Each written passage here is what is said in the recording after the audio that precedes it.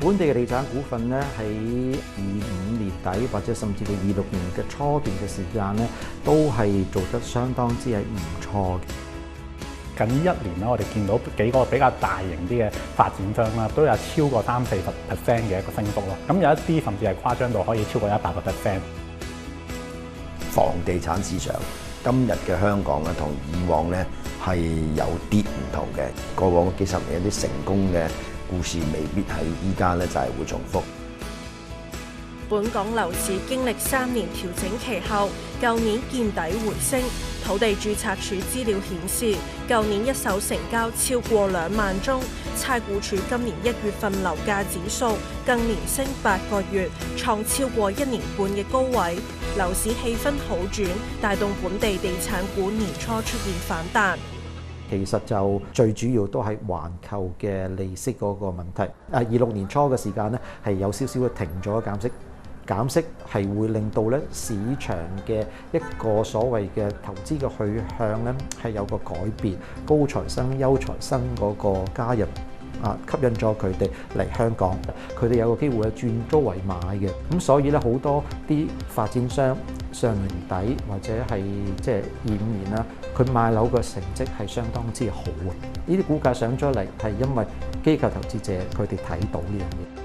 雖然多間大行改口唱好本地地產股，但隨住減息預期降溫，有分析表示中長期部署嘅時候，仍然要注意相關風險因素。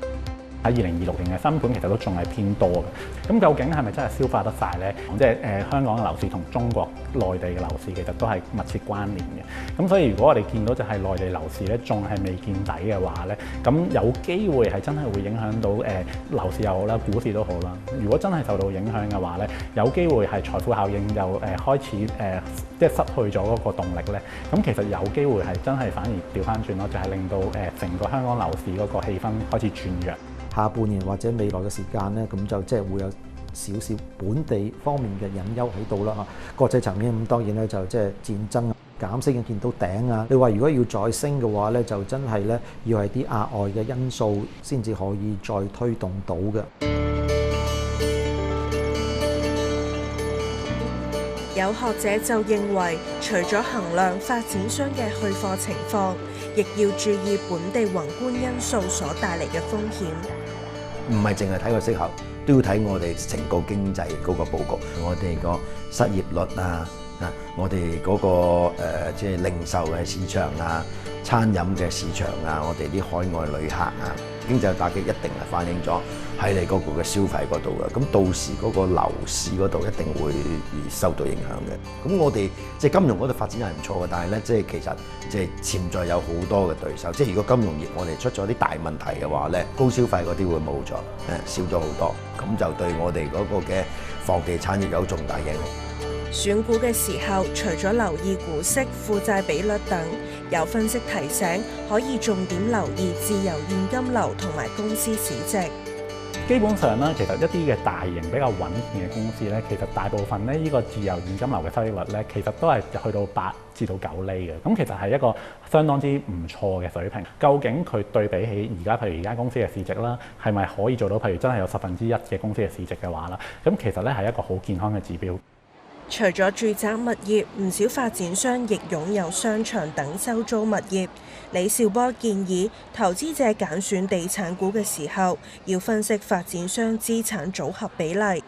睇到2025年同2024年比較，餐飲嘅、零售嘅，佢個升幅有啲即係1%或者唔到咁樣，但係減咗通脹1.4%咧，我哋睇到其實係倒跌嘅。咁我相信個勢頭會持續。因為咧，即係好多人走咗去北上，分析個地產股嗰陣時咧，就睇翻佢究竟邊一啲嘅組合做得好啲啦。大家即係唔好忘記咧，佢如果做商場嘅，做商場有呢個餐飲零售噶嘛，個估值如果係低咗嘅話咧，咁對個損益表有負面影響嘅。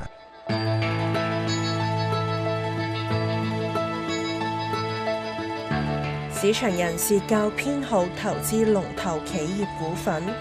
新鴻基啊、一啲長實啊等等啦。咁其實呢一啲嘅發展商咧，其實佢哋有個優勢嘅，就係咧佢哋個業務咧其實比較分散，防守性都係強啲。咁再加上就係咧，其實而家我哋都係比較睇好，就係即係主要集中喺住宅市場嘅。住宅市場喺近呢1-2年嚟講咧，表現係比起商業地產嘅市場係好好多。咁所以你話相對上嚟講啦，我哋反而更加之去偏好就係真係可能有超過8-9成嘅收入啦。其實主要都係嚟自住宅方面嘅一啲嘅發展商。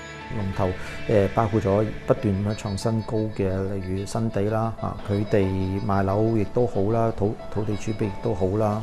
咁其實仲有一個因素咧，就係話高息。如果真係去到5厘至8厘嘅話，其實係好好嘅。例如恒地啊呢啲咧，都仲有差唔多5厘嘅息率咁高啊咁佢哋農地都多啦質素比較高啲啦咁信和嘅話咧，有啲咩咧就話佢哋主要做啲香港九龍啲豪宅佢哋啲豪宅咧都好好買嘅。李兆波就提醒避免高追。以往咧差唔多你做地產咧叫做係必賺嘅，咁但係咧依家咧就係賺少咗好多甚至有啲乎係成本價咁樣賣出嚟嘅，即係睇到其實唔係咁容易保住你嗰個江山啊！見到話龍頭嗰啲咧，佢嘅收入同利潤都少咗可能甚至乎會影響派息咁樣，咁自然就會影響個股價。如果你係睇一個短期嘅利潤咧，賺到適合嘅利潤就走咧，都仲可以依家。咁但係要話睇中長期嘅話咧，咁我都要等翻去有一啲嘅回調咧。除咗一般地產股，投資者亦會考慮投資 REITs， 即係房地產投資信託基金。有意見認為要注意 REITs 嘅投資組合分佈同埋風險取向。因為一啲 REITs 咧，其實真係比較多係集中係買一啲商業地產啦，或者啲商場啊、寫字樓等等。咁所以其實相對上我哋就冇咁中意。咁所以如果翻去，我哋反而覺得係比較多係集中喺啲個股嘅層面，一啲住宅業務係比較佔比多嘅一啲嘅發展商啦。